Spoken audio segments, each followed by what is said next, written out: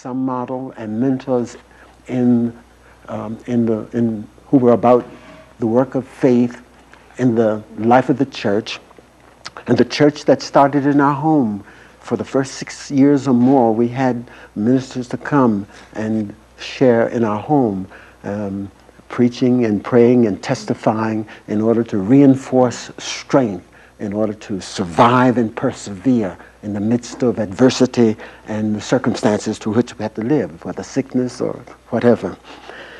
As well as going to an institutional church, and there having the opportunity to be mentored and preached to by some persons who had great devotion and did things decently and in order and gave young people horizons to look at and to reach for.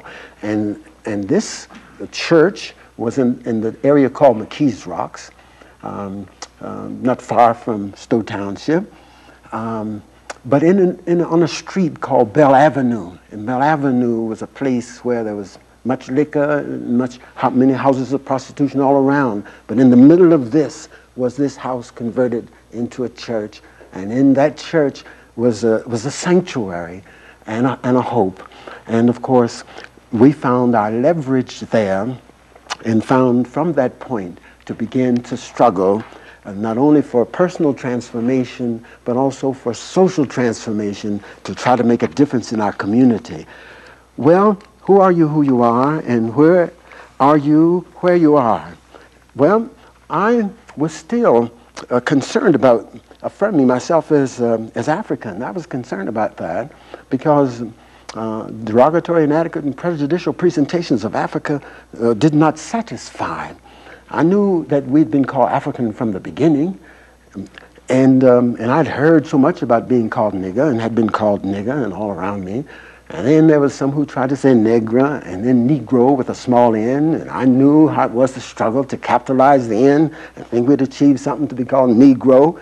And in a period in which we've said, well, we're going to divorce ourselves from this, we're marginalized and living between two worlds, we're going to call ourselves colored and name our organizations colored in order to give new sense of identity and strength and purpose to our struggle, which was not necessarily dealing with our humanity, but trying to deal with a social definition that would be acceptable to people, those who would oppress us, or those who would be internalizing oppression and want to escape a category of identity that would be demeaning. But some, at a particular period of time, came to a consciousness called black consciousness. And then beyond that to Afro consciousness. And then, my goodness, more recently having come to begin to affirm again African consciousness and saying, who am I? African American. I'm authentically African in my humanity. I'm authentically American in my nationality. Or whatever nationality I have, I can affirm that nationality, but I can never give up my humanity, because that's what the Creator made. The Creator made humanity, not nationality. And if you affirm the best possible humanity as to who you are and whose you are, you can then deal with whatever nationality or whatever context, because the Creator we're talking about is over all the humanity and all the nationalities, and knows no divisions in the Creator, as far as the Creator is concerned, but would call us all, as our song would say, we're all our Heavenly Father's children, and we all know that the Creator loves us one and all. Well, we affirm that African humanity, and we're growing to affirm our vocation as a Christian. At first, I wasn't trying to go into ministry. I just wanted to try to live a better life than I saw that was around me. And I knew that things could be better.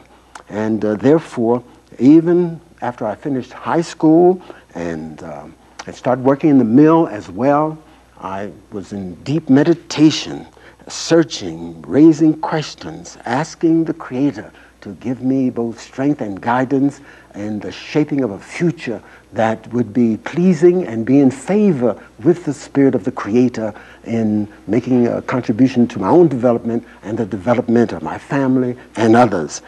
And but it wasn't long after that, less than a year, and I was about 19, Uncle Sam sent a note saying, "Oh, my favorite son, you must come and join us. We have a mission for you." And so I couldn't help but accept that call. And I did accept the call and went with some of my white friends with whom we had played football and ran the streets with as the earlier gangs. And we went, and I was shocked when I was saying earlier, I was shocked when I got to Pittsburgh. I really got to Pittsburgh, and I saw so many black people. I said, "Oh Lord, that many people?" I didn't know there were so many black people, and really had not known many black achievers at that time in history. But I had another shock. When they started calling names, they would call my friends, and they would go this way, and then when they'd call my name, I had to go this way. And I found that I wound up in a black army, and they had gone into a white army. And so the reality of segregation was first introduced to me. I'd already experienced prejudice and discrimination, and early on dealt with that through different kinds of experiences. But this was to experience institutionalized racism, as was in the Army, in the segregation that was there. But without having a furlough, we went through all kind of training, and from Maryland down to Louisiana and over to San Francisco.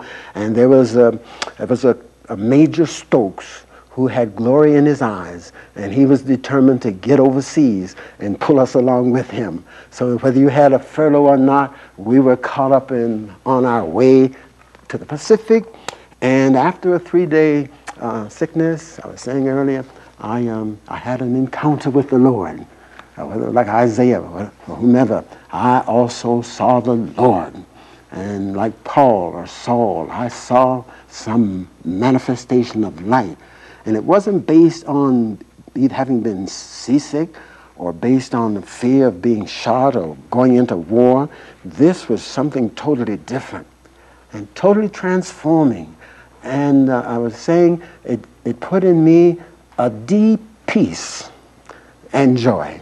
And when you hear the words, "Peace I give you, not as the world giveth I unto you," when you get that deepest peace and contentment, you know that you're in the hands of someone that is able to guide you, and even if you went into death, that would not matter, because the peace that comes from this force has taken the sting even out of death. But to a higher purpose that must have been, because with that call came not only for ministry, and I was very clear in that feeling and knowing that, but was also Africa was calling as the arena in which my life would be given. So from a 19 years old person, almost ready to land in New Guinea, on through to today, Africa has been the arena, whether in America or in South America or in Africa. It has been an unconditional, unwavering commitment of devotion and action. Because when at the end of it all, and I would go face my Creator, I would want to say like Paul said, when he was changed from Saul to Paul and was speaking to Agrippa, "O King Agrippa," I would want to say to my Lord, "O Lord, I have not been disobedient to the heavenly vision." So the vision that I had, and the passion and the compassion for Africa was